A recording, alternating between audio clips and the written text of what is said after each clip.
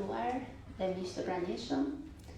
Mirë se erdhët në këtë aktivitet, ku do të kemi kënaqësinë të ndjekim një referim mbi një temë domethënëse dhe aktuale në studimet historike, kulturore dhe politike, simbolike e propagandës totalitare.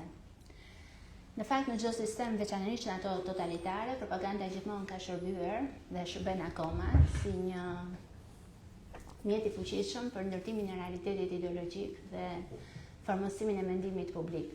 Në fakt, pa dashur të bëj eksperte në një fushë që nuk jam, dhe veçanërisht përpara personaliteteve të fushës, sigurisht ne të gjithë e kuptojmë që propaganda nuk është thjesht një tërësi simbolikash, fjalësh, por është shumë më tepër se kaq, përdor shumë mjete komunikimi, madje jo vetëm shtypin, median e shkruar, por edhe shumë aktivitete dhe ceremoni, madje edhe si kjo e sotmja mund të shërbejë në një formë të tillë për të ndikuar apo për të dhënë mesazhe të caktuara që ka për qëllim ajo. Lidhur me këtë simbolik të përdorur nga propaganda totalitare, do të na flasë sot profesor Dr. Artan Fuga, një studiues dhe personalitet i njohur publik, me përvojë dhe kontribut të çmuar në fushën e analizës së kulturës politike dhe të komunikimit ideologjik. Profesori është një aset i çmuar i Universitetit të Tiranës, i cili njëkohësisht jep një kontribut akademik dhe kërkimor edhe në Francë. Por mbi të gjitha, ne e njohim shumë mirë si pjesë të debatit mediatik dhe aktual dhe intelektual këtu në Tiranë. Ne jemi vërtet të nderuar që ai ka pranuar ftesën e Qendrës për Zhvillim Profesional të ngritur pranë Universitetit të Tiranës për të mbajtur këtë referim, të cilin ka pranuar ta realizojë me shumë dëshirë dhe përkushtim. Dhe sigurisht nga Universiteti i Tiranës do të marrë një mirënjohje të sinqert për kontributin e tij të çmuar në këtë fushë. Ju ftoj profesor Fuga në kumtesën tuaj mbi simbolikën e propagandës totalitare. Faleminderit profesoresh, kolege, zonja zonës rektore. Faleminderit që keni harxuar kohën tuaj edhe keni menduar që të lini punët tuaja për të qenë së bashku në këto minuta. Falenderoj mikun tim dhe profesor Duron për ftesën që më bëri dhe çdo ftesë që vjen nga zonja rektore unë e pranoj, sepse më ka dhënë gjithmonë një ndihmë në çdo situatë për të bërë gjërat si duhen prej vitesh e vitesh. Kështu që kurse sa për Universitetin e Tiranës, sigurisht ajo është shtëpia jonë. Unë kam hyrë në Universitetin e Tiranës në 1974. Si student, nuk e di sa vite bëhen, gjysmë shekulli. Imagjinoj tash se çfarë përfshin kjo pastaj. Çfarë kontributi. Kështu që gjithsesi të vim drejt në temë, unë do të preferoja që të rija atje, mund të ri në këmbë, që ta shoh pak ekranin. Unë jam në rregull fare. Dhe këtë temë, jo por ju rini pse? Po pengoj ekranin dhe ulem aty patjetër. Kjo temë vjen nga një studim, një libër që është botuar në Francë, pjesërisht në tekstet ndryshme edhe në Shqip është, antropologjia e propagandës totalitare, por që t'ju them një sekret që nuk e kam thënë ndonjëherë, por me që se jemi këtu duhet të thënë ndonjë gjë që në fakt ai titull fshet diçka tjetër. Fshet diçka tjetër që është një pretendim më i madh, po nga ndrojtja për ta thënë pretendimin e madh në publik, e kam lënë të pa thënë, po në libër është. Pas asaj titulli, vjen një pyetje madhe, si mendojmë politikisht ne si kombë? Si mendojmë politikisht? Dhe kur thuhet si mendojmë politikisht, këtu fillojnë tashti edhe dy nënkuptime të tjera. Nënkuptimi i parë është që ky mendimi politik është i rrënjosur në mendimin kombëtar, që është pjesë e kulturës kombëtare, popullore, se po që kështu atëre vjen puna se si mendojnë politikisht shqiptarët. Po kjo ka dhe një tezë të dytë pësaj, që në qoftë se flasim për një mendim politik të shqiptarëve, ku është rrënjosur mendimi politik i politikanëve, dashur për dashur të çon në vit të drejtë tek një pyetje tjetër me shumë pretendime që duash të japësh përgjigje, prandaj përpiqem mos e prek, po në fakt indirekt e marr guximin të themi fjalë. Të menduarit politik mbështetet tek parimet e procedurat e të menduarit në përgjithësi, pra vjen pyetja si mendojmë ne shqiptarët. Kështu që dal nga dal vim te kjo çështje. Por thash edhe një herë, unë për pretendimin e kam këtu, po në fund do të them edhe ndonjë fjalë për çka tham përpara. Bukur. Kërkoj ndjesë sepse ajo është dhe në frëngjisht, gjysma, po ne shkojmë tek shqipja, e kemi të thjeshtë. Sepse në fillim unë kam shtuar disa pyetje. Dhe pyetja e parë është që çdo formë të menduarit që është i përpunuar mbështetet disa kode, në disa simbolika. Kode simbolika, të cilat janë të natyrave të ndryshme, janë të shkallëve të ndryshme të përpunimit, mund të jenë analoge, mund të jenë digjitale, mund të jenë klasifikuara në mënyrë të ndryshme. Pyetja e parë është që nëse ne flasim për këtë ideologjinë totalitare apo të menduarit totalitar, i cili në pamje të parë duket sikur lidhet në periudhën 45-90, po në nën kuptimin tim jo vetëm me të. Atje gjën shfaqen dhe projektohet në mënyrën më të pastër, por për mua nuk lidhet vetëm me atë periudhë. Pra, cilat janë kodet e këtij të menduarit totalitar, që pastaj në politikë shfaqet edhe në formën e një propagande, sa kohë që ky mendim totalitar ligjëron, justifikon një formë të caktuar pushteti, regjimi apo sundimi. Dhe pyetja e dytë është që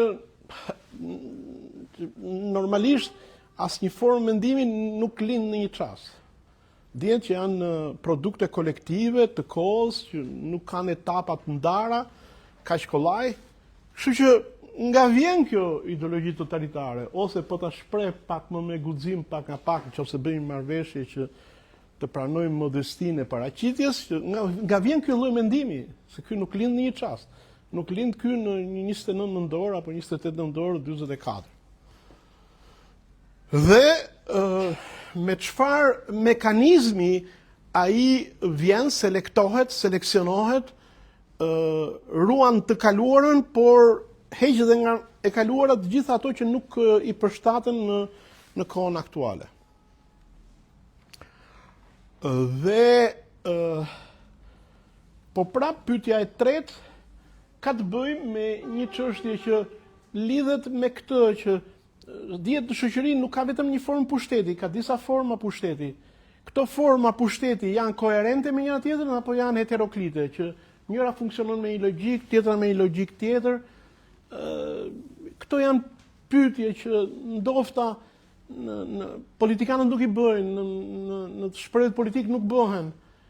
Por unë gjithmonë e them, ne fatkeqësisht të akademisë, të universitetit luajmë në terrenin që s'është joni, luajmë në fushën e politikës dhe nuk bëjmë shakan e bukur që shpesh herë të luajmë në problemin politik, po nisur nga instrumentat tona, pa për ta tërhequr politikën në fushën e arsyetimit shkencor. Pra, një pyetje që janë koherente pushtetet apo s'janë koherente në atë periudhë totalitare, por thash edhe një herë edhe më përpara dhe sot. Dhe ja këtu vim te kjo pyetje që e fsheh pak atë mendimin, që thash në fillim, pra, mos vallë tek politika fshihet dhe një pjesë e identitetit kolektiv kombëtar tonë, mos ajo vallë e shpreh, mos ajo vallë e konstrukton, e ndërton apo ndërtohet nga ky mentalitet identitar në mendim. Mund të flitet që një komb ka një lloj mendimi të saktuar, e kanë ndryshe anglezët, ndryshe italianët, ndryshe shqiptarët, mos bijem në një lloj nacionalizmi, mos bijem në një lloj përjashtimi, mos bijem në një lloj vetë dënimi të vetvetes, që është merak i madh ku mund të biesh në këto arsyetime. Po që sigurisht nuk kanë të bëjnë me atë që unë kam bindje. Për të kaluar shpejt, unë tash do të vi tek ajo që premtova. Pjesa e dytë është cilët janë këto shenja, cilët janë këto kode. Kuptohet që unë përdor termin shenja kode, sepse dua ta shikoj këtë problem që ngritëm, pra identitetin e të menduarit politik, pra dhe identitetin e institucioneve politike që përcaktohen në rast të parë nga mendimi. Ky identitet shikoni materializohet në disa sisteme shenjash. Kuptohet që unë këtë sisteme shenjash e marr nga teoritë e komunikimit dhe të informacionit, por janë sisteme shenjash, janë gjuhë që na vjen nga gjuhësia, nga një gjuhësi e përgjithshme që është semiologjia edhe semantika. Pra, përpiqem të anoj drejt një lloj kulture që në jurisprudencë e gjente Austin, i cili logjikën e diskursit seancën gjyqësore e shikon tek marrëdhëniet gjuhësore dhe kërkon të shpjegojë gjyqësinë me gjuhësinë. Apo të tjerë që do të shikojmë pak më vonë.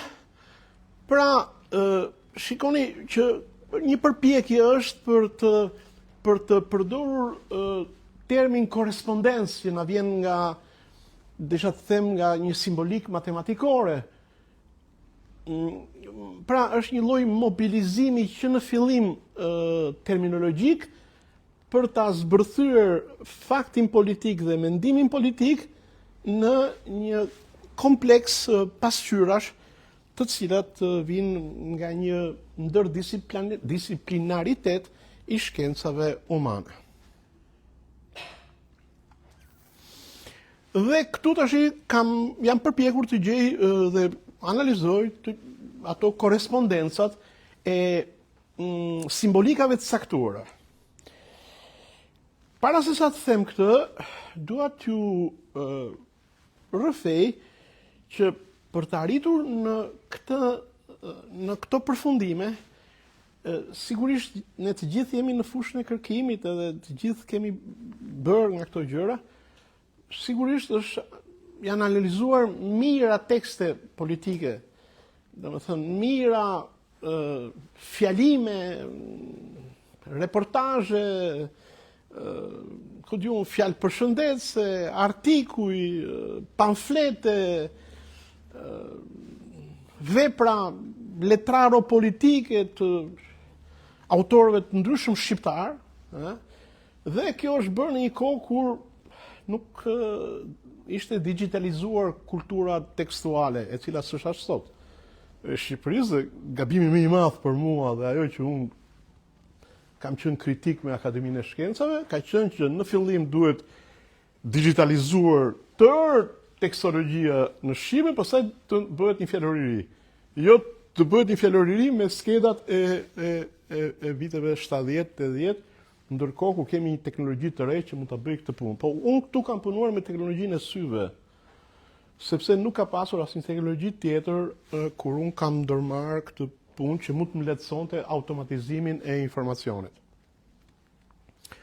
Dhe gjë e parë që unë e kam si një parim metodik udhëheqës është që korrespondenca, lidhjet, ndërvarësitë e kodeve politike, e gjuhës politike, dhe me gjuhë kuptoj tërë logjikën institucionale dhe diskursin përkatës, edhe sjelljen politike, e gjitha kjo shkruhet mbi një nëngjuhë.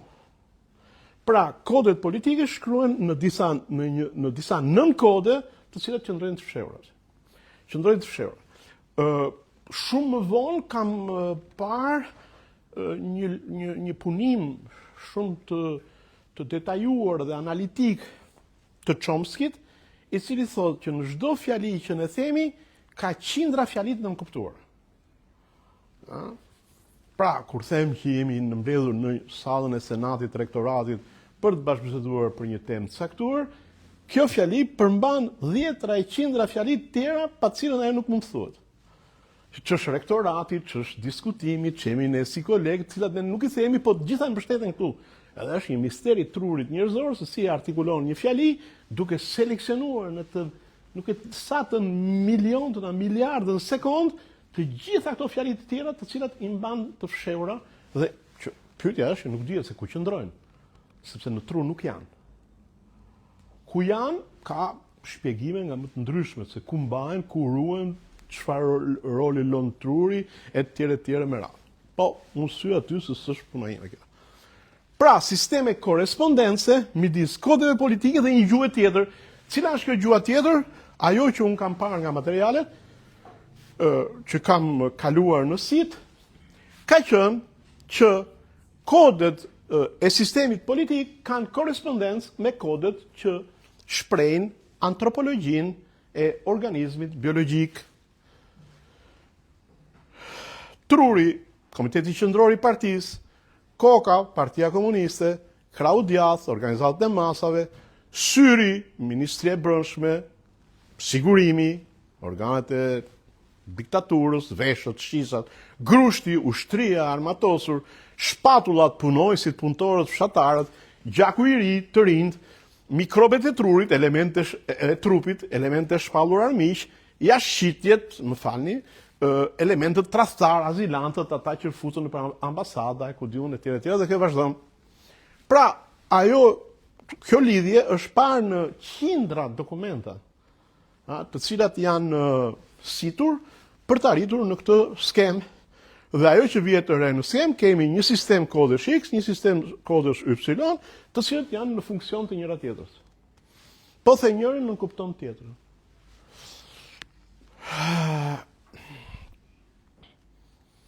E dyta, ka një sistem korrespondencas midis shenjave politike dhe shenjave që unë i konsideroj nën shenja korresponduese, që funksionojnë mbi bazë një strukture të pashprehur, por që qëndron gjithmonë mbrapa çdo fraze politike, bile jo vetëm fraze, jo vetëm teksti, por dhe imazhi politik.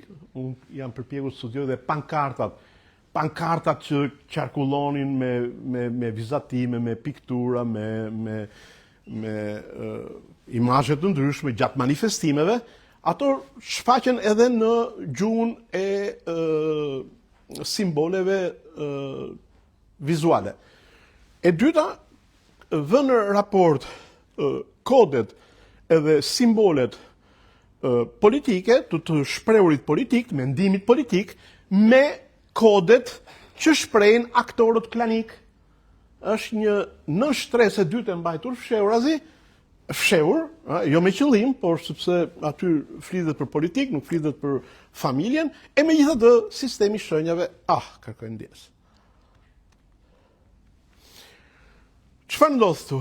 Ndodh që në arsyetim ka një totem primar, që është totemi primar i klanit. Është ai që Freud i thotë që vëllezrit, pasi e vran, e hangrën dhe mbasi e hangrën, thanë që ne u bëm si ai.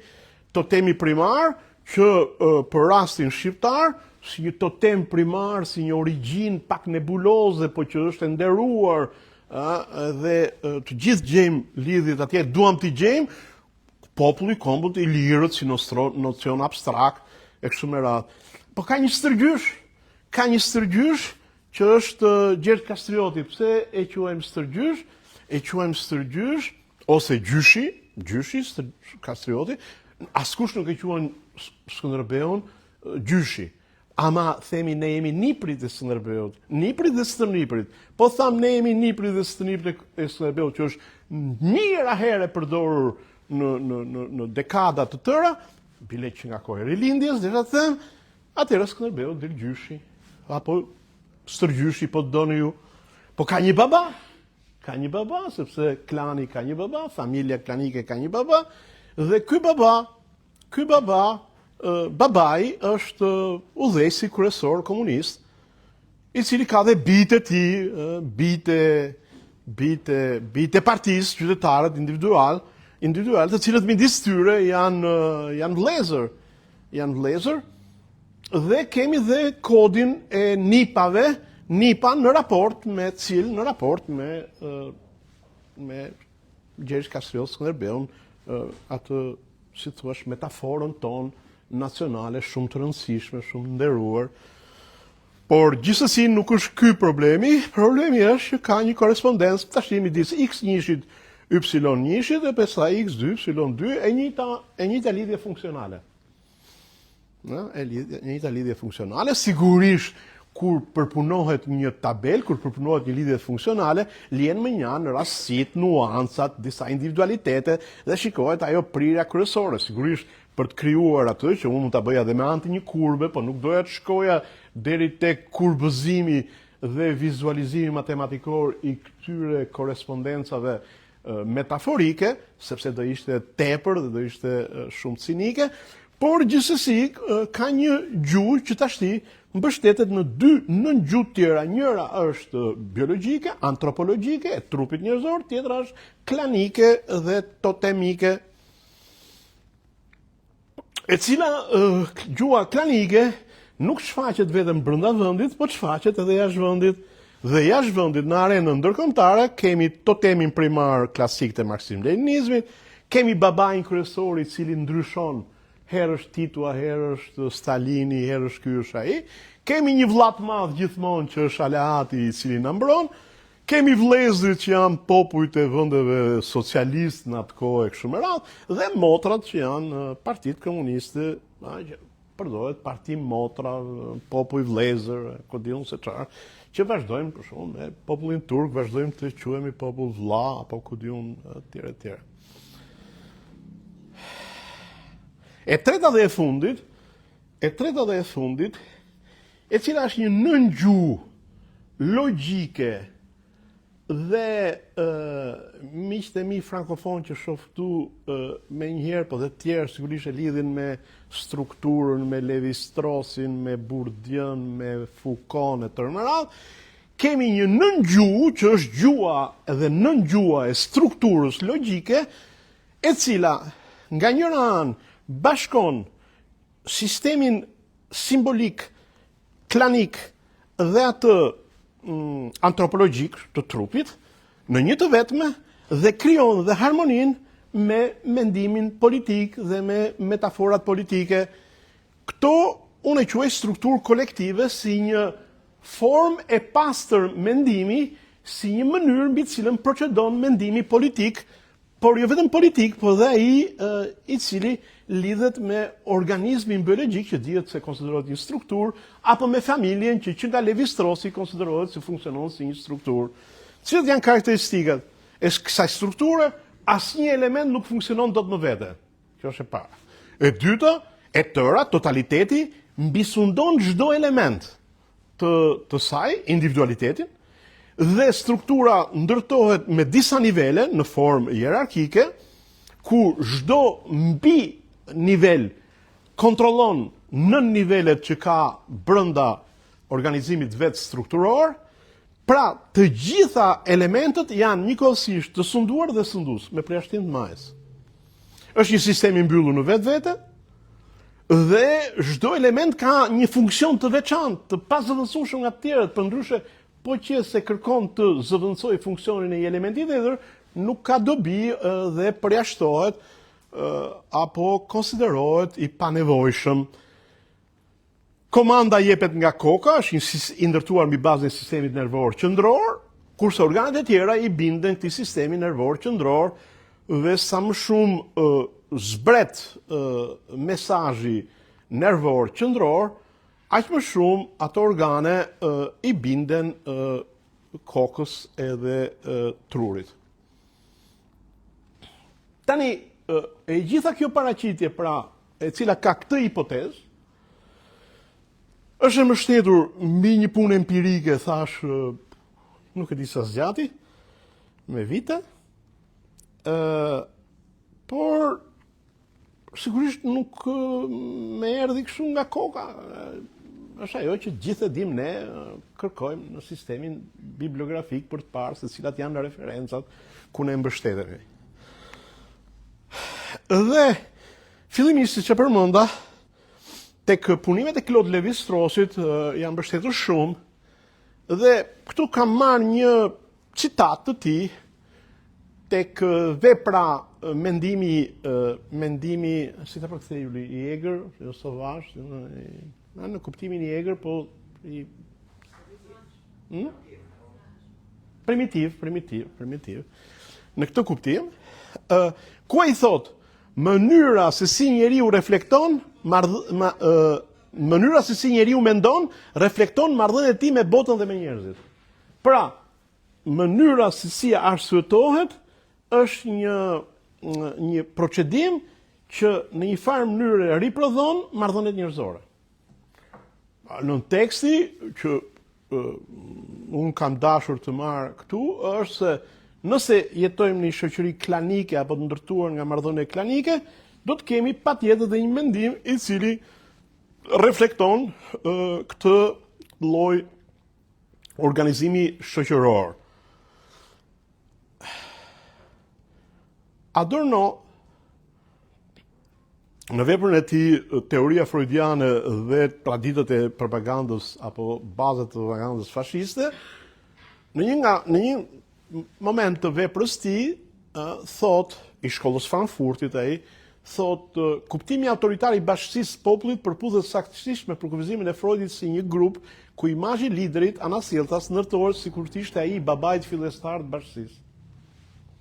Dhe ai ka studiuar diskursin politik dhe mendimin politik të Gjermanisë para dhe pas periudhës naziste, por sigurisht e shikon në një plan shumë afatgjat, ai mbështetet te Freudi, ku në një farë mënyre ai ka konsideruar që identiteti i grupit vjen tek një mishërim i liderit dhe strukturohet liderit në formën e një nën metafore që është ajo e babait. Dhe marrëdhëniet midis liderit dhe grupit riprodhojnë marrëdhëniet midis pjesëtarëve të familjes më të rinj edhe babait fillestar, totemit fillestar.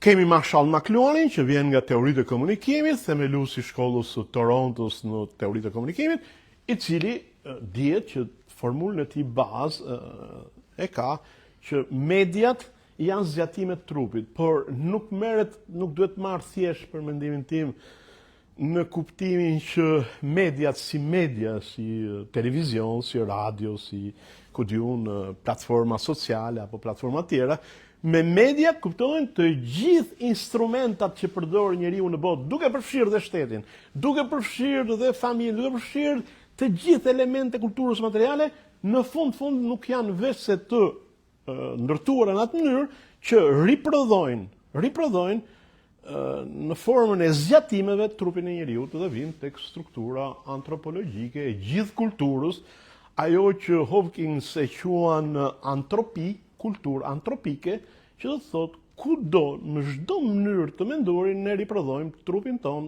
dhe marrëdhëniet tona parsore në forma inkonsciente. Apo Nietzsche, i cili thot në çdo gjykim ne kemi një element që Nietzsche në veprën e tij libri filozofit e quan antropati.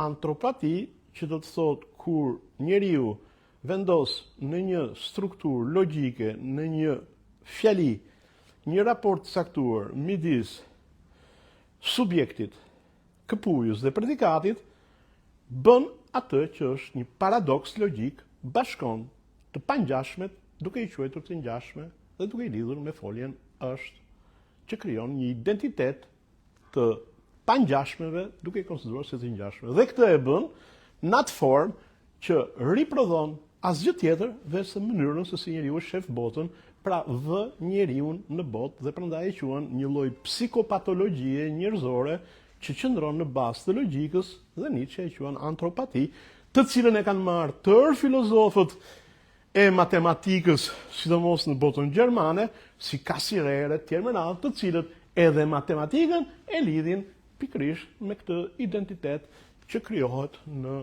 format më elementare të gjykimit.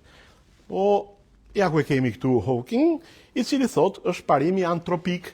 Parimi antropik, ai thot shpeshherë krijohet probleme, si është e mundur, kush e mendoj se do lindte njeriu. Ç'është ajo forcë e madhe magjike që miliona, miliarda vjet e ndërtoi botën në atë mënyrë që në kulmin e vet të vinte njeriu, të vinim ne. Patjetër një Zot, patjetër një... Dhe ai thot, dale një minutë, jeni duke rënë në antropati dhe keni mendim antropik, pse? Sepse duhet ta merrni në të kundërt. Çfarë bëjmë ne?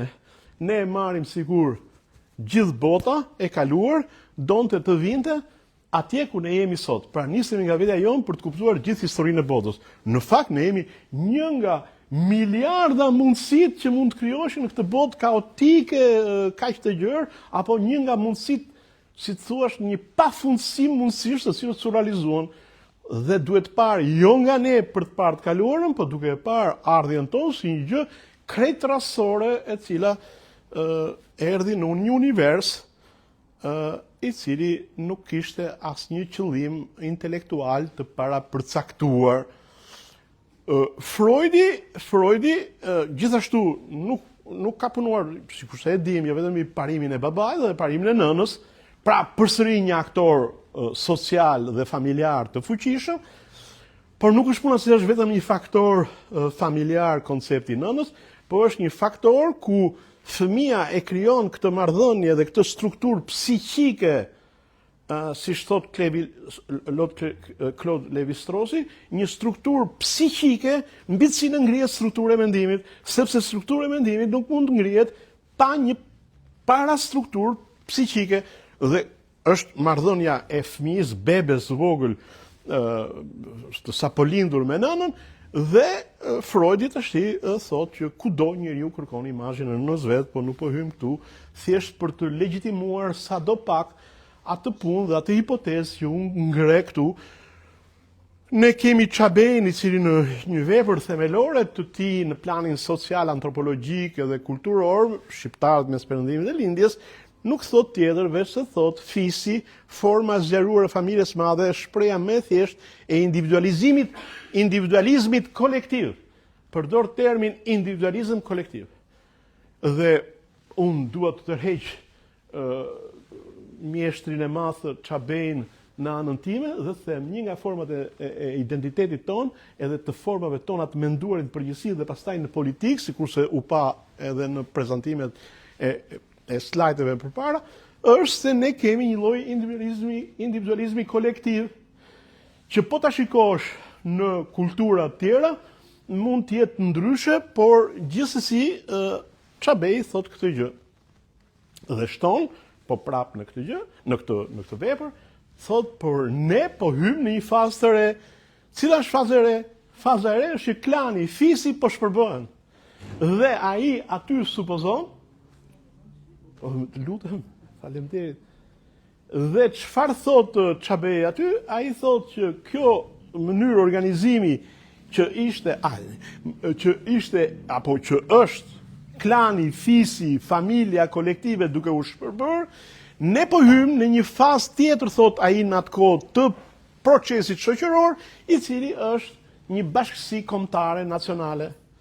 Pyetja që unë bëj është çfarë ndodh në këtë moment kalimi, që sipas meje është momenti ynë, kur ne dofta përgjatë një shekulli, jemi duke bërë kalimin nga një organizim fisnor, rural, klanik i fuqishëm, në një strukturë ku po shkojmë drejt familjes atomike të shpërbër dhe ku kërkojmë të ndërtojmë një logjik të mbështetur tek kombi.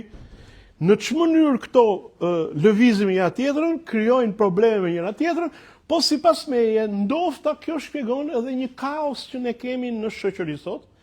Kemi edhe një shpërbërje të lidhjes nacionale e cila dikur është e lidhur mbi konceptin e babait, familjes, klanit, të rrënjve traditës e cila duke u shpërbër, shpërbën lidhjen shoqërore, dhe është një faktor i cili sigurisht nuk mund të mos shoqërohet me një zvoglim të peshës së rëndesës së kombit ndaj individit, i cili pastaj lejohet të largohet psikologjikisht, përpara se sa të ketë problemet ekonomike, apo përpara se të ketë probleme sociale, sepse dihet që në Europë popujt të tjerë kanë pasur probleme shumë më të rënda sociale dhe ekonomike për të emigruar dhe nuk kanë emigruar. Pse? Se diku i kanë mbajtur lidhur familja, diku kisha, diku një vlerë shpirtërore, diku kultura, diku një zakon, diku koncepti i nderit, e të tjera.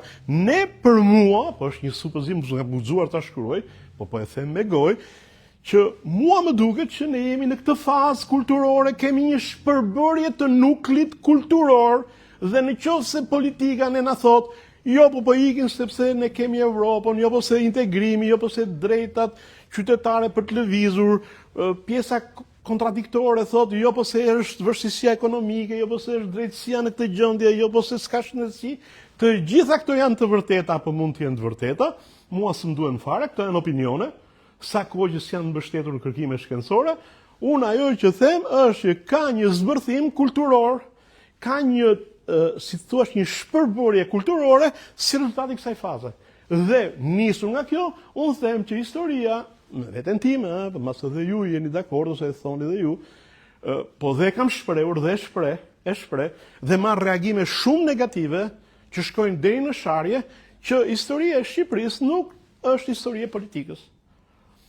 Historicizimi i kulturës, i mentalitetit, i shkollimit, i formimit, i mënyrës të arsyetuari nuk përcaktohet nga transformimet e formacioneve ekonomike, shoqërore, politike, as nga reformat politike, po kanë një kohë, ritëm, intensitet, frekuencë, krejt tjetër, të cilën politika nuk e merr parasysh. Nuk e merr parasysh, dhe më falni them, na dhunon, sepse po të dalësh me këto koncepte në sferën e të diskutuarit politik dhe publik, sigurisht ke probleme në kuptimin, jo probleme të rënda, po ke probleme mos kuptimi dhe nuk kuptohesh. Kurse hapësirën tonë intelektuale, ne nuk kemi ditur ta kryejmë. Që duhet ishte një hapësirë paralele, e cila duhet rivalizonte me hapësirën politike. Për çfarë arsye? Për 1 milion arsye, sepse fundi ne nuk kemi as media shkencore dhe kulturore. Edhe kur shkojmë diskutojmë këtë çështje, diskutojmë në mediat e aktualitetit, të cilët kanë gjuhën e tyre, po nejse. Shkojmë tek pjesa e 4, ju lutem po mbaroj edhe pak. Është ajo tani çështja që ka të bëjë me kjo mënyrë mendimi nga vjen, ku lind ky lloj individualizmi kolektiv, ky lloj korrespondence shenjash që të gjuhëve dhe nën gjuhëve, të metaforave kryesore drejt për drejta politike dhe atyre metaforave, sistemeve metaforave jo politike dhe që i mbeten të pashprehura. Unë mendoj se ato e kanë rënjën në historinë e Shqipërisë më larg se sa shekulli 20, edhe na vijnë nga larg. Unë kam radhitur aty disa forma të pushtetit midis shqiptarëve, në familje, patriarkalizmi, në besime feja, pastaj kemi ideologjinë e rinjes kombëtare dhe nacionalizmin shqiptar, mendimin politik laik, totalitarizmin në vitet 44-90, dhe jemi në fazën e daljes nga miti, që është faza post viteve 90, për mua ka filluar që nga vitet 80, që është faza jonë e tanishme.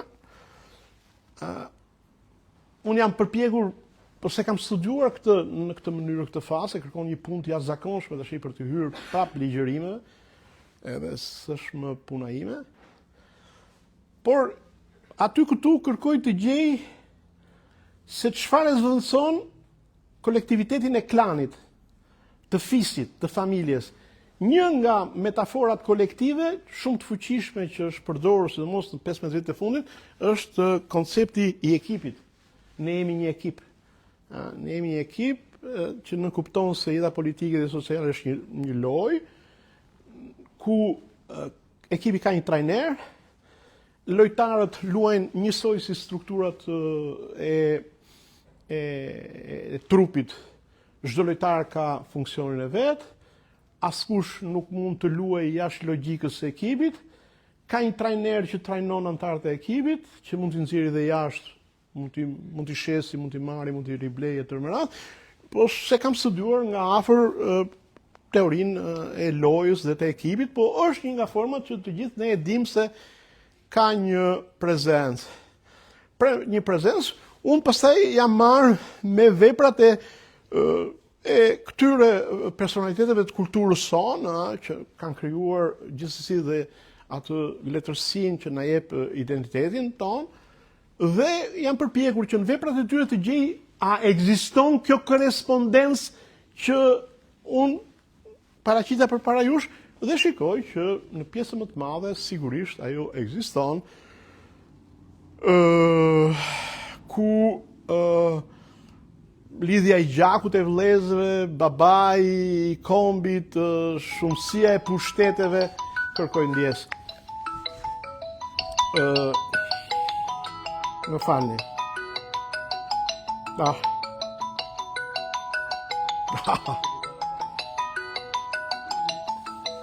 Tash i varet nga kokforcia ati që flet.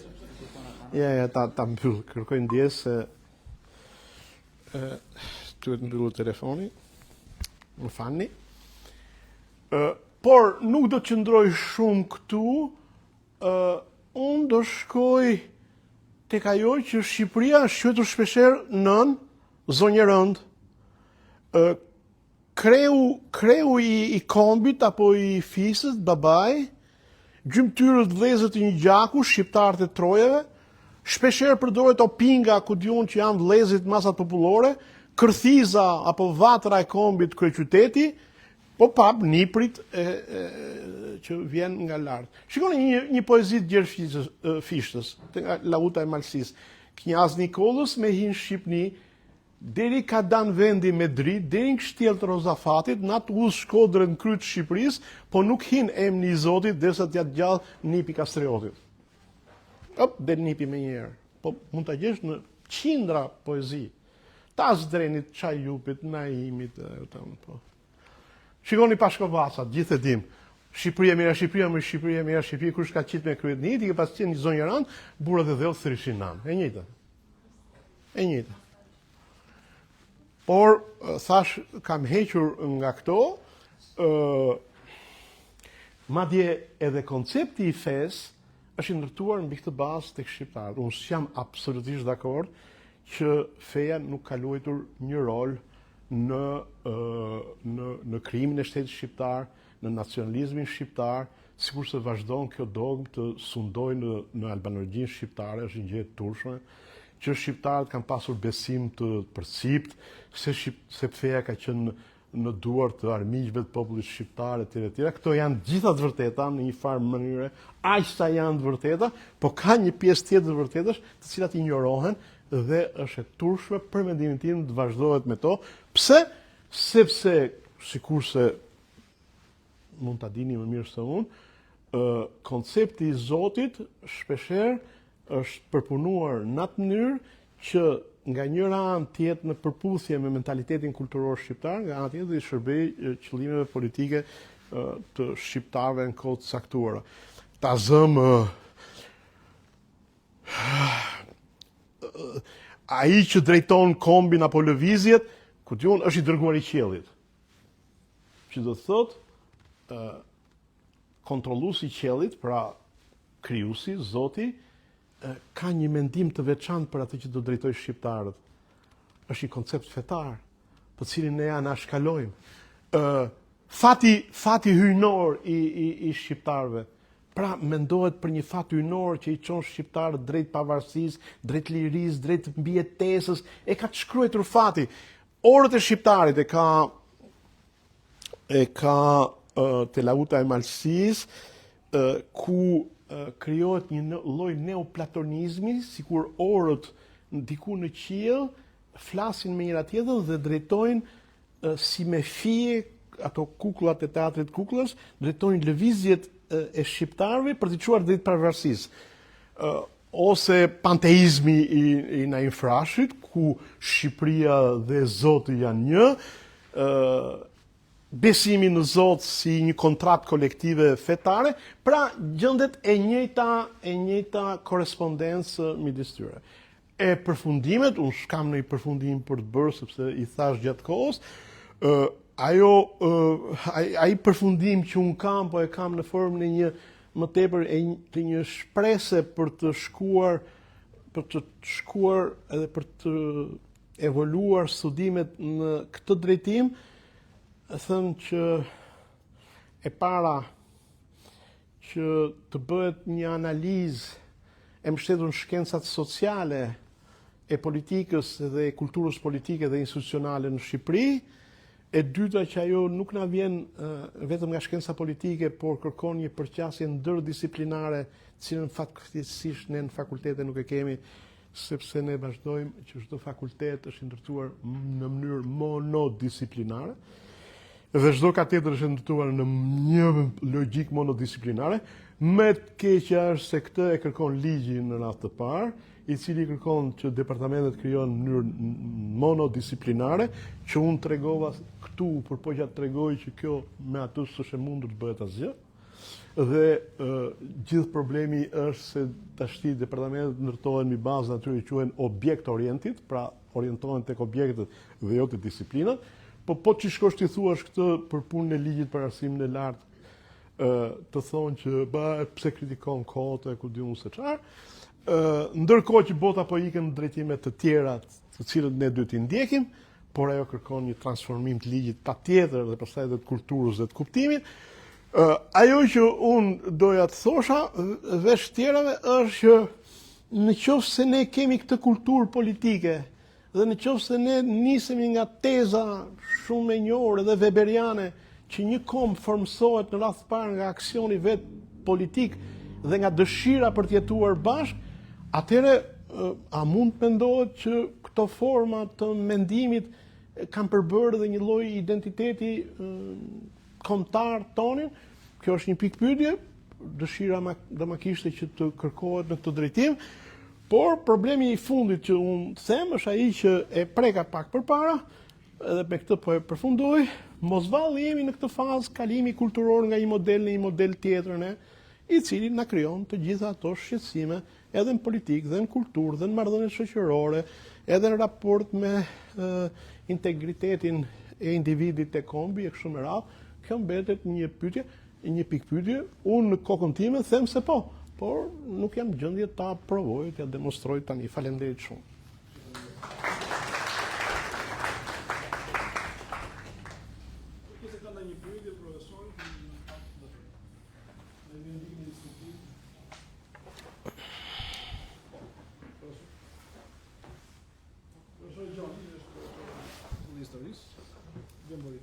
Shumë edhe profesor, përshëndet edhe kolegë, jam Gjon Borish, Instituti Historisë Akademia e Shkencave.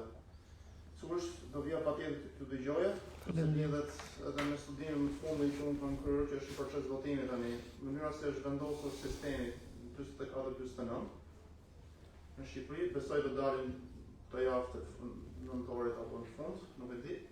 Megjithatë, doja të ndalesha pak tek një fjalë juaj që thatë të ndalim pohimi. Në diktaturë, me sa e kam studiuar unë, është e procesi që quhet për një popull, ose për anëtarët përkatës, që nuk ka ndalim pohim, ka urdhër ndalimi, ka urdhër pohimi. Dhe ajo lidh me ato që quhet as të drejtën e fjalës, pra as të drejtën e heshtjes.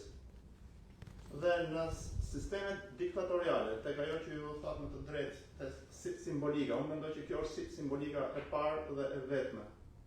Gjithë janë unison, kur do të flasin, ose kur do të heshtin. Dhe kjo lidhet me atë tjetër fat me çfarë unë kam gjetur nga kërkimi, është e keqja, themi dëmi, krimi, gabimi, duhet shpërndarë. Kolektiviteti. Do doja të kisha pak një seri pak më të... Po. Më të thejnë tuaj nga në filosofike, se unë e kam parë nga politike dhe historike. Po. Ju faleminderit, është shumë interesante, po unë e kalova atë punën e mekanizmit ndalim pojim, që është në fakt një terminologji që përdor Freudi kur analizon psikologjinë fëminore, por dhe kur analizon kulturat primitive të cilat ai krijon një lidhje korrespondencë. Pra, ky mekanizëm nuk ka të bëjë me diktaturën, por është një mekanizëm social që quhet inhibitor, pra ndalus dhe pëuz. Në ç'kuptim? Në atë që unë kam menduar, edhe që mendoj se kam gjetur, është se censura në kohën e diktaturës kishte një problem të madh. Cili ishte problemi i madh? Problemi i madh ishte se nga njëra anë duhej të bënte atë që ju thoni me shumë të drejtë, të krijonte pastërtinë ideologjike, ku çdo gjë të mbështetej mbi një ideologji të re, mbi njeriu në ri, mbi kulturën e re, por kishte një problem. Cili ishte problemi? Që duhej të vërtetonte njëkohësisht që ajo mbështetej në të kaluar. Pra ishte përfaqësuesja më e denjë e gjithë kulturës shqiptare të kaluar. Pra ishte e detyruar të ishte identitare, por të integronte në veten e vet dhe atë që quhet jo identitet, pra të kaluarën që s'ishte as marksiste, as komuniste, as leniniste e tërë më radhë. Ky është problemi shumë i madh. Dhe këtu unë kam thënë që ka ndodhur ajo që ka ndodhur me ato dukuri shoqërore dhe me ato formacione dhe tipologji shoqërore që shpjegon Freudi, që është ky mekanizëm i inhibitor pëuz, që fillon që te fëmia. Që te fëmia. Marrim për shembull rilindasit. Rilindasit, shumë mirë, kanë luftuar për kombin e tërë me radhë, gjithë kjo pohohet. Po çfarë? Po kanë besuar në Zot, kjo mohohet. Ky mekanizëm pra që unë pohoj atë që dua nga e kaluara dhe mohoj gjithçka që mua nuk më intereson, është një mekanizëm mohimi, i cili fatkeqësisht ndodh sot. I cili fatkeqësisht, sipas Freudit, ndodh edhe në ndërgjegjjet individuale. Çdo njeri bën atë seleksionin e vet dhe në psikopatologjinë e komunikimit që nga shkollat më të hershme deri në shkollat e Palo Alto ose të sotmet, thuhet që gjithë problemi i komunikimit është pikërisht ky mekanizëm që në komunikim unë gjithmonë lë më njan të gjitha ato gjëra të cilat nuk më hyjnë në punë për të bindur tjetrin, apo për të interpretuar të kaluar në këndvështrimin që unë kam dhe pohoj vetëm ato që më duan. Pra, mora shembull, për çështjen e fesë për shembull. Marrim patriotizmin, po lëm fen. Po kjo vazhdon edhe në element të tjerë, që do të thotë, marrim figurën e Skënderbeut, po e duan. Po si e duan figurën e Skënderbeut? E duan figurën e Skënderbeut, po shiko, të mos dali sikur ka bashkëpunuar me mbretin e Napolit dhe me papën. Pse? Se nuk na hyn ne kjo në kulturën tonë. Po çfarë është ky heroi jon që ne e pohojmë? A ky është njëri që lufton vetëm kundër gjithëve, kundër lindjes dhe perëndimit. Pse? Sepse kjo më intereson mua tani se jam në kohën kur kam mbetur vetëm. Këtë desha të them, kërkoj ndjesë nëse zgjat. Urime dhe suksese. Profesor, faleminderit për prezantimin. Aparati juaj konceptual është shumë interesant. Unë jam Ani Bergan, jam antropologe mjedisore në Fakultetin e Shkencave të Natyrës. Tani, pyetja ime që lidhet me drejtimin tim kërkimor, juve shpjeguat në termat e shenjave simbolik dhe referencial disa koncepte. Interesi im në këtë rast është historia e mendimit mjedisor. Kjo do thotë si ka qenë ai gjatë komunizmit. Për shembull, kemi parulla, njeriu zoti i natyrës, përdorim racional i resurseve natyrore, dhe si gjykoni ju në kohët e sotme profesor, si ka vazhduar kjo trashëgimi?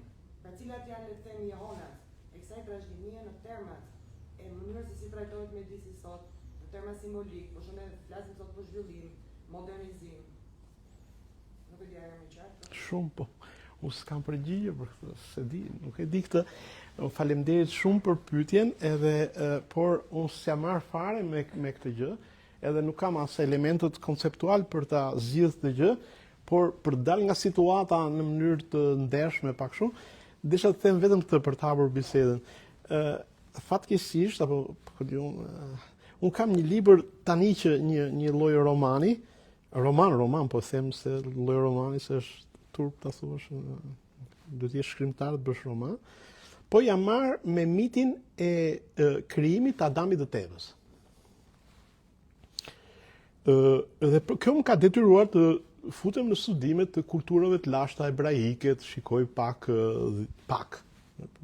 5 vjet jam marrë me jashtë kuptoj, me dhjatën e vjetër, me shkrime talmudike, midrashike, ku diun e tjera, dhe ka marrë gjatë gjithë historisë pastaj, tek neoplatonistët, tek proto-katolikë të krishterët, tek kultura greke, romake, mesjetare, protestantët e tjera, derisa kam arritur tek mendimi feministi sotëm amerikan.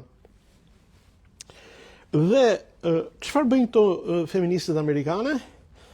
Këto feministët amerikane e kanë dekonstruktuar atë mitin, unë e trajtoj si mit, si legjendë, si prallë, e kam konsideruar si legjendën më tragjike të njeriut, sepse siç e dim të gjithë, nëpërmjet gjoja mëkatit të Evës dhe të Adamit, gjoja krijuesi, gjoja i ndëshkoi dhe nga dëshira për të njohur erdhi vdekja, erdhi jo vdekja e njërit apo e tjetrit, por vdekja e njeriu si njeri i cili përpara kësaj ishte i pavdekshëm, dhe unë i besoj kësaj dhe është shumë e saktë kjo, që njohja e solli vdekjen, njohja, si thot Papa Gjon Pali II, njohja dhe dashuria solli vdekjen. Në ç'kuptim, jo në kuptimin vulgar të fjalës, po në kuptimin që njohja krijoi konceptin e vdekjes, pa krijuar konceptin e vdekjes, njeriu mund ta bëjë jetën sigurisht i pavdekshëm. Dhe trupi, dashuria krijoi konceptin e trupit që është pavarur nga ndjenjat, pra kush vdes trupi. Dhe ato enciklikat e Gjon Pali të dytë janë fantastike, çdo të mërkur, vite të tëra, nga fundi viteve 70 deri në fillimin e viteve 80, ai çdo të mërkur i mbante ato, ka volume shumë të gjerat me këtë gjë. Dhe këto mendimtare tash feministët të sotme, çfarë thonë? Miti i krijimit të Adamit dhe të Evës ka një vezë në raport me mjedisin. Pse? Sepse vën njeriu në krye të mjedisit dhe e vën natyrën në shërbim të njeriut. Dhe ato e konsiderojnë si një nga krimet më të mëdha të mendosh se gjithë natyra i shërben vetëm njeriut. Këtu fillon kritika e tyre ndaj ato që quhen shkrime të terrorit. Shkrime të terrorit ndaj mjedisit. Dhe ato ja vën tër ato që ka bërë njeriu me mjedisin dhe krizën ku ka hyrë sot raporti njeri-mjedis, mentalitetit që formohet në epoka historike dhe cili shoqërohet, ku njeriu qendër e botës. Tani, dhe ato thonë që mënyra se si duhet dekonstruktuar miti dhe çfarë duhet bërë, është që duhet kuptuar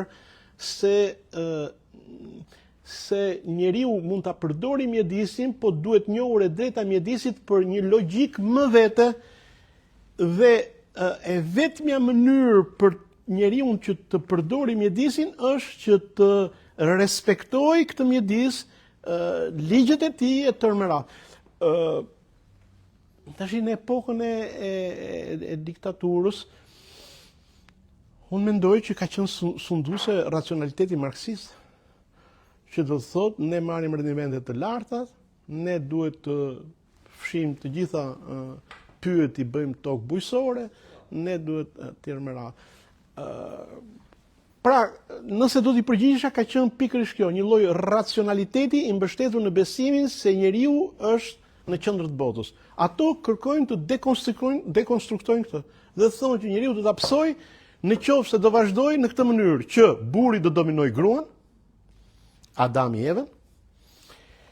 Adami me Evën do ta psojnë në qoftë se do mendojnë se janë në gjendje të kontrollojnë gjithë jetën e gjallë. Covidi fillojnë edhe thonë, shikoni se çdo psoni. 2, e treta, ato thonë në qoftë se i pasuri do të kërkoj të sundoj në mënyrë autoritare të varfrin, padroni atë që punson pa i dhënë të drejta, do vi vdekja, do vinë tërë ato që psoi Adami dhe Eva, sipas tyre, dhe e njëjta gjë është nëse njeriu do të mendojë se mund ta sundojë me logjikën e vet mjedisin pa respektuar disa specifika që nuk varen nga ai. Më shumë se kaq unë veproj dot. Më vinë do saj që sa lejoj profesor dhe të pyetës së profesoreshës. Unë jam Erën Muaremaj, jam profesori të drejtës mjedisit në Fakultetin e Drejtësisë. Dhe studimet i kam bërë sa i përket të drejtës së mjedisit për më juve, po duhet të tregoj një foto që është ilustruese për pyetjet që bën juve profesoresh. Është brezi i pishave të mbjella përgjatë bregut perëndimor të Shqipërisë. Dhe këtu, kuptohet, tani nuk ekziston më sepse e kemi shfarosur, po në rrjetet sociale shikoni mbishkimin që është përdorur këtu. Durrësi kur ishte diktatori. Domethënë nostalgjia e një periudhe që nuk njihte për shkak të sistemit që ishte i bazuar në pronën kolektive dhe si ishte profesori gjyshi vendoste për, ose babai vendoste për gjithçka, drejtimin e zhvillimit ekonomik të vendit dhe kuptohet që teza kryesore, domethënë ideja kryesore ishte mbështetja në forcat e veta sepse i prishëm marrëdhëniet me vëllezërit, fillimisht me jugoslavët, pastaj me sovjetikët, pastaj me kinezët derisa ngelëm fanari vetëm ndriçues në brigjet e Adriatikut. Dhe kjo vetmjaftueshmëria bëri që në mënyrë indirekte të ruheshin disa elementë që kishin të bënin me vetë ekzistencën e vendit. Unë jam i biri një profesori të inxhinierisë së pyjeve, profesor Vezir Muaremaj, që këtë brezin e ka, ai së bashku me kolegët e vet patjetër, e kanë marrë si detyrë kryesore më njëherë pas si ai u kthye nga studimet në Rumani. Dhe qeveria e ngarkoi me detyrën që të ngrinin brezin përgjatë bregut perëndimor sepse deti po avanconte. Dhe po prishte mundësinë që të vetë mjaftoi tokat bujqësore të mos prisheshin sepse komi duhet të mbijetonte. Dhe së bashku kanë punuar, ka filluar projekti nga Velipoja në 63-shin për të përfunduar me pyllin e sodës në vitet 80. Pra ishte kjo ide që në një mënyrë indirekte çoi nga njëra anë krijimin e disa veprave që janë edhe pyllëzimi i Shqipërisë i gjithmonë diktator. Unë gjatë djetorit nuk e kam parë baban tim, kur isha fëmijë. Ishte ikur me shërbime. Fillonte në Tropoj, Puk, Kukës deri në Delvin. Nuk e shih. Unë gjithë djetorin se ishte muaj i pyllëzimeve. Ishte në krye të atij sulmit për të pyllëzuar disa. Siç ka patur dhe katastrofë mjedisore pastaj ngritja e impianteve industriale pa asnjë lloj logjike ekonomike, kombinatet të vendosura pranë qendrave të banuara, kombinati metalurgjik i vendosur në kërthizën e Shqipërisë, kombinati i autotraktorëve që fillimisht u mendua të ndërtoj aty ku u ndërtua kombinati Stalin, që kinezët thanë, po jeni çmendur, çfarë do bëni, do helmoni gjithë Tiranën sepse ju s'keni studiuar korridoret ajrore. Era vjen për perëndimit, pra nga Durrësi në drejtim të shkallës Tujanit, dhe nëse ndërtoni atje në hyrje të qytetit, do helmoni gjithë popullsinë. Për fat e dëgjuan, edhe e zhvendosën kombinati e traktorëve e çuan në Shkozë. Pra, nuk ka pasur një qasje që do të mbrohet mjedisi per se në vetvete, po ishte në funksion të asaj vetmjaftueshmërisë, ashtu siç ishte ndërtuar sistemi i asaj kohe. Tjetra pastaj është fenomen që është ndërkombëtar. Është një studios, Kai Patterson, që thotë tashmë njeriu e ka transformuar aq shumë natyrën, duke u bazuar te qasja antropocentrike, që natyra duhet të më shërbejë mua, sa do është i detyruar tani të transformojë veten e vet që t'i përshtatet natyrës së re që ka krijuar. Edhe jemi pastaj ke ndryshimet klimatike, gjithë ato katastrofat natyrore që po vërtetojmë, e të gjitha këto. Kështu që dashje pa dashje nuk është se është trajtuar mjedisi siç e quajnë për shembull kostarikanët ose bolivianët që quhen nëna natyrë. Nuk e ka pasur këtë lidhje as shteti më parashëm, as ky aktuali që për fat të keq tani un kam dëgjuar zëvendës kryeministra aktuale kur u diskutoi për aeroportin Davazoq. Ajo, domethënë laguna e Nartës është një ekosistem fantastik, është një mrekulli. Domethënë gjithë ekosistemi përfshirë me Sazanit Davazoq, domethënë që e paraja prishe dërmiun, prishe palasën, prishe se ne duam para, çfarë rëndësie ka pylli që duam neve këtë? Kjo është si e shikojnë. Proceset e kolektivizimit, industrializimit të Shqipërisë. Kjo narrativ mund të ketë pasur përthyrje dhe që zbatohet dhe sot. Interesi im edhe se studiuesve dhe që merren me këtë gjë, është të kuptoj e para një çfarë ka një të përbashkët, cilë është emëruesi, cilat janë simbolikat që përdoret, si përdoret kjo narrativ në media. Dhe këtu është interesi im si studiues, në akademia është biologjia. Megjithatë, edhe e të ndryshe, kjo trashëgimi komuniste po i quaj. Në kohën e sotme postkomuniste, si është në raport me politikat e ruajtjes aktuale dhe të presupozuara. Se kemi dy mjedise këtu, kemi atë mjedisin teorik, pra si duhet jetë, dhe ato që ndodhen vërtet. Pra interesi jonë, është e qartë për gjithë, se që mjedisi është në funksion shëndetit njerëzor. Në rast të parë. Kjo është narrative si ka mungon dhe në media, krejtësisht. Ky është fejt në fakt mjedis, nuk është vetëm përdorimi në kuptimin klasik të resurseve. Tani interesi im, për aq kosa, është pikërisht ky. Pra ne si marrim këtë informacion, edhe media profesor. Si na vjen kjo narrativ? Na vjen e transformuar, na flitet në emër zhvillimit, modernizimit, se këto janë në fakt ide, triks. Pra, ky është dhe pra ne bëra pyetjen profesor për të kuptuar se më thon edhe si ndryshojnë dhe çfarë i përbashkon narrativet. Duke pasur parasysh se sistemi politik interesim. Mos funksionon demokratik, partive gjithë më radh. Pra duke lidhur gjithë elementët si shoh profesor, në një strukturë. Faleminderit. Në Durrës për shembull, në plazh atje, merret të rëra edhe ndërtohet një plazh me rërë të re. Ndërkohë atë e merr deti, edhe bano. Po. De facto pjesa ajo pjesë golem shumë nga varri. Gjithë më radh, do kalojnë në zonë. Ka filluar.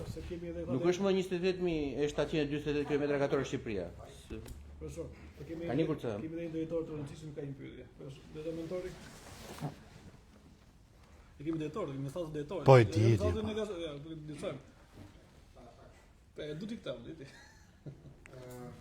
Profesor, ju folët pak më parë përmendët mendimin e kombit. Pastaj folët për hapësirën e politikës dhe hapësirën intelektuale në mjedisin publik. Dhe politika e ka zënë, ka krijuar dhe ka poshtruar atë hapësirën e saj, ndërsa mendimi intelektual jo. Edhe tani ndërsa diskutohet me mjedisin, pra kritika shkoi tek media që ose nuk ja jep këtë hapësirë, ose ja përcjell në mënyrë të deformuar apo referuar interesave të caktuara. E vërteta është që në Shqipëri për politikën flitet nga ora 7 e mëngjesit deri në 12 natës. Dhe në këtë këmbështrim, inteligjenca është gati e përjashtuar nga kjo hapësirë për të krijuar atë debatin e vet. Shpjegimi i parë shumë i thjeshtë, fajesh i medias, sepse ata nuk i japin hapësirë njerëzve të mençur, njerëzve të ditur të shoqërisë të kombit, dhe janë po që u bëj pjesë në shtetin. Që flasin për gjithçka. Por, pyetja ka disi ndryshe.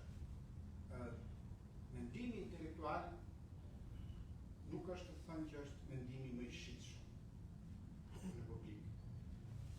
Dhe shpesh inteligjenca intelektuale, hapësirën e tyre dhe debatin e tyre nuk duhet ta bëjnë në media. Se media është pazari i madh ku shitet gjithçka. Ndërsa inteligjenca është një restorant luks, ku jo të gjithë ulen. Në Shqipëri mungojnë të tilla diskutime si ky sotni. Nuk ka as iniciativa, pa le traditë që një grup njerëzish të mençur, shoqërisë, në një moment caktuar të mblidhen dhe të diskutojnë me një audiencë shumë të ngushtë në çështje të caktuara që shqetëson shoqërinë. Dhe padyshim, aty nuk do vinë as tregtarët, as marrëndhënësit, as njerëzit e tjerë sepse për këtë qëllim ngrihen Akademitë e Shkencave. Ata do shikojnë showbizin, do shikojnë edhe debatin politik ku njerëzit zihen, pas marrin vesh asgjë. Përse inteligjenca shqiptare nuk e krijon këtë lloj hapësire vet? A ka një mendim intelektual në Shqipëri? Sepse kur flasim për opinion publik, ne përpiqemi të kuptojmë numrin e madh të njerëzve që i bëjnë like apo share në postimin Facebook dhe një opinioni publik reagojë. Por a është ky opinion publik apo është një turë me egzaltuar pas një mendimi dhe qëndrimi të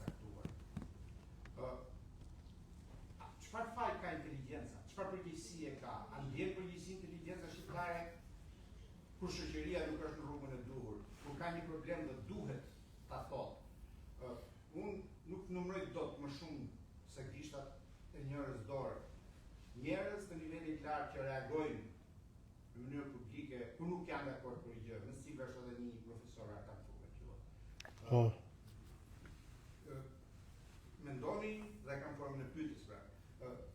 Çfarë duhet bëhet më shumë në këtë drejtim? Çfarë duhet bëhet më shumë ajka e shoqërisë, inteligjenca për të marrë ato përgjegjësitë e veta për të qenë lokomotive shoqërisë, se në çdo shoqëri po them unë 5% është ajo që ka mendim dhe prodhon ide, pjesa tjetër e ndjekës.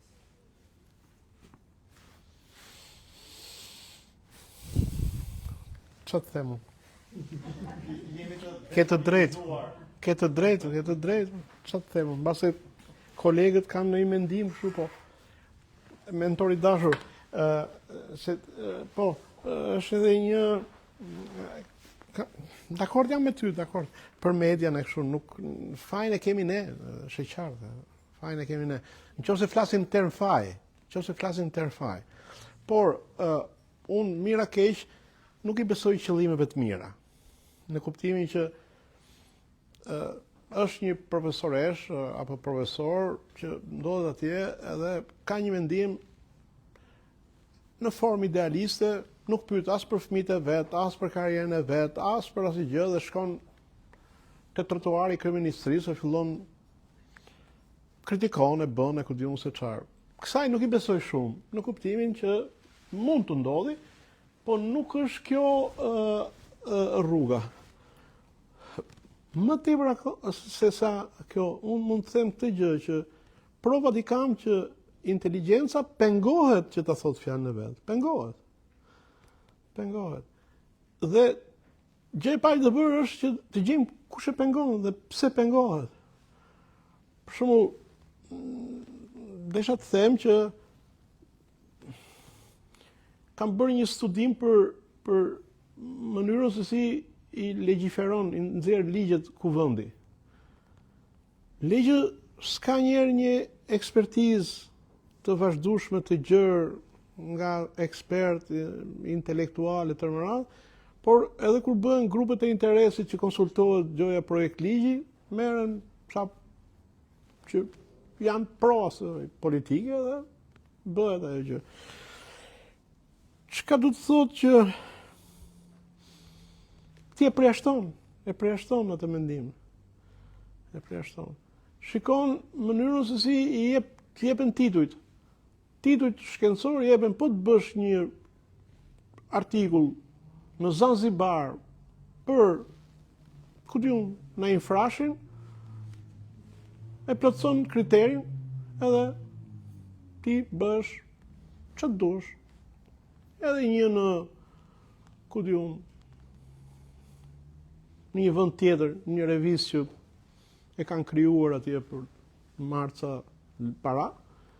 Pra, është devijuar energjia intelektuale mentor për mua. Edhe nuk fillon sot kjo, nuk ka të bëjë as me këtë politikan, as me atë politikan. Pra, ligji është bërë në atë mënyrë ligji arsimit që i thot intelektualit, do të punosh ti po, për çfarë do punosh? Se të njihet vepra jote po. Ja ku punon. Po të bësh një tekst për shembull të mirë, apo po të përkthesh një tekst të mirë, nuk njihet punë shkencore që të marrësh titull. Mos e gaboj. Në qoftë se unë punoj për një, apo dikush nga ne punon kolegja për një bashki dhe mbën një projekt të mirë dhe drejton atë projektin, dhe thot, po ja, po ky është punë shkencore, çfarë? Me këtë bëhesh profesor, s'ka nevojë të bësh me artikuj që është garavit. Kështu që energjia intelektuale e studiusit, pedagogut të universiteteve apo të kërkuesit shkencor është devijuar në drejtime të cilat e zhvendosin nga problemi shqiptar. Ligjvënësi, ata që ndërtojnë politikat, nuk e pyesin. Ka dhe një gjë, unë gjithmonë e them, baza e gjitha është drejta e njeriut, që do të thotë çfarë?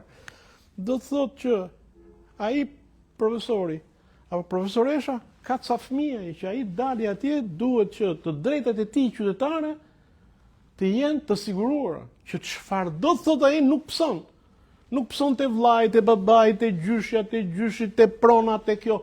Pa u rregulluar politika, e ka thënë Aristoteli 2500 vjet përpara, politika shkencë e shkencave. Pse? Pa u rregulluar politika nuk funksionon shkenca, shikoj, as shëndetësia, asgjë. Nga kjo pikpamje, unë i dashuritor jam pak fatalist në kuptimin që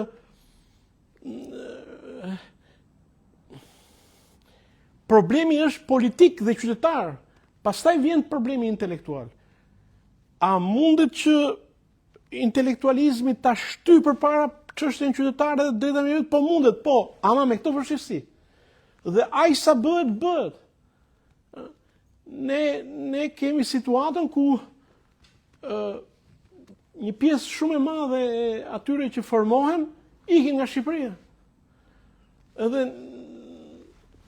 nga kjo pikpamje çfarë bjerë tër potenciali në një model politik që ta ka përcej këtë gjë që ne ndodhe dhe t'je dim 1 milion herë më lëre degradoj sa që vetë ata të kuptojnë që ora kështu nuk bëhet.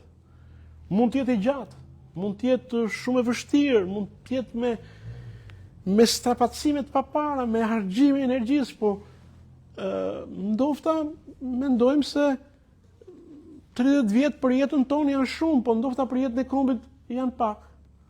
Ndofta jemi në atë moment shpërbërje të modelit ton kulturor që thot Çabej dhe që unë përpiqem ta mbaj. Se një intelektual, si thua ti, dhe që ke të drejtë ta pretendosh, duhet të jetë një njeri idealist që jeton për iden, që do të thot as nuk pyet fare për trupin, as nuk pyet fare për interesat materiale, as nuk pyet fare për familjen e vet. Po kishte në kohën e rilindasve, ka pasur nga këta. Problemi është se ata jetonin në një botë shpirtërore, ne jemi produkt të ateizmit. Nëse kemi këtë gjë akoma të rrënjosur, që unë jetoj për shkak mendimeve të mia dhe shumë ndodh në botën materiale s'm duhet fare. Nuk e di, se di çfarë të them, po. Ndofta kolegët mund të kenë, po faleminderit që na e vën dukje me të drejtë. Ne jemi tër fajtor, ne ngrysemi edhe gdhiemi me ndjenjën e fajësisë në tru. Që çfarë po bëjmë ne, pse s'kemi bërë ne? Po.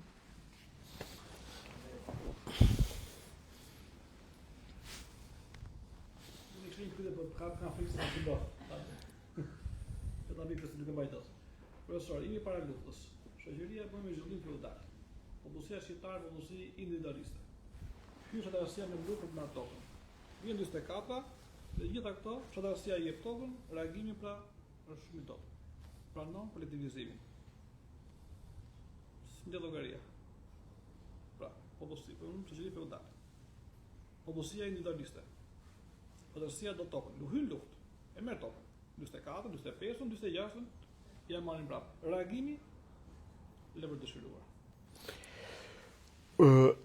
Po, që t'jem, edhe unë do t'i bie shkurt, Unë kam bërë një herë para 15 vjetësh më kanë dhënë për të bërë një leksion në një universitet tuaj, dhe kot për qefin tim, pash ndikimin e traktorit të ardhur nga Stalini në bujqësinë shqiptare në atë kohë. Dhe ardhja e traktorit, përdorimi i plerave kimike edhe teknologjia i rriti ato rendimentet dhe kishte fuqi të riste rendimentet në mënyrë të jashtëzakonshme. Çfarë do të them me këtë? Unë do të them me këtë që në fazën e parë ne kishim një fshatarësi e cila nga njëra anë, sidomos në fushën e Myzeqes dhe në jug, kishim në fushë kishim një fshatarësi e cila e mori tokën, po e mori nga duart e një force politike e cila bashkë me atë që i dha tokën kishte edhe një lloj besimi.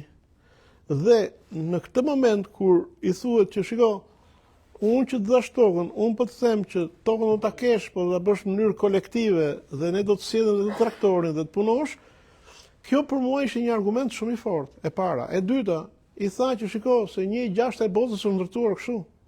Dhe ne kemi 1, 2, 3 vende këto eksperjenca e tërë me radhë, duke përfshirë dhe Jugosllavinë që po i bën e tjerë me radhë.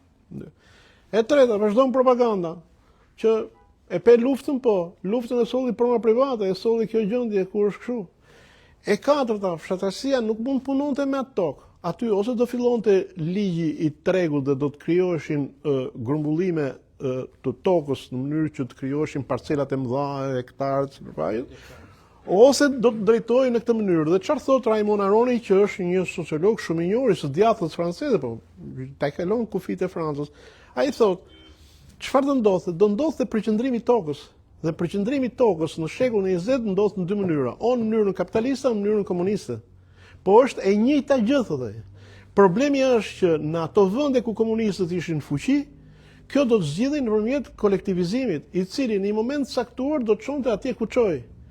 Dhe problemi për mua i kolektivizimit nuk erdhi në 46-ën, nuk erdhi as në 60-ën, po kur erdhi? Pse? Sepse u shoqërua me masa sociale, siç ishte shëndetësia, kultura, arsimi, dhe politika dhe propaganda ishte që shiko, ti vërtet edhe tokën. Po që do ti tokën ja ku e ke, po ti po merr 1, 2, 3, 4, 5, 6, të shoqëruara dhe me fenomene të tjera, siç është ku diun dalja e femrës në jetën shoqërore, sikurse është disa shërbime në fshat, sikurse e tjera, të cilat u lidhen bashkë. Pra, unë them që asnjëherë aktori social kolektiv nuk bën veprime, si thuash, pa logjik.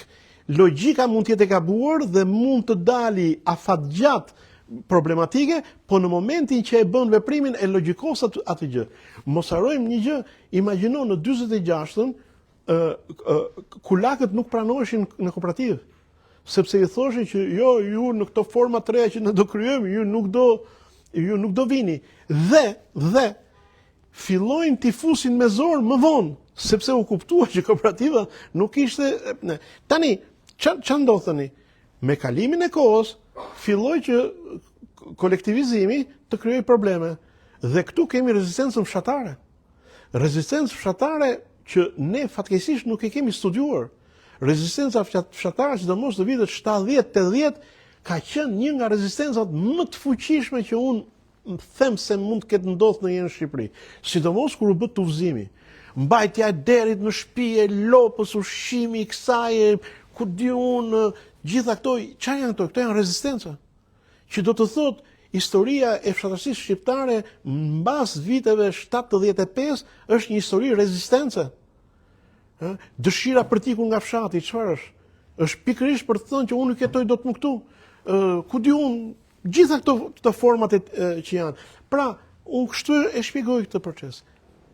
Lutem. Besoj se jemi kështu, generale. Besoj se nuk kam pyetje diskutime, mund ta mbyllim. Ju falenderoj shumë profesor. Unë ju falenderoj shumë profesore Sharku. Jeni mirë pritur në Universitetin e Tiranës. Faleminderit. Ne shpresoj që ti pranoni ftesat dhe pa ndërmjetësinë e profesor Gjuros. Absolutisht, çdo thirrje. Si e falenderoj për zhvillimin e tij. Ju falenderoj shumë profesor. Falenderoj shumë.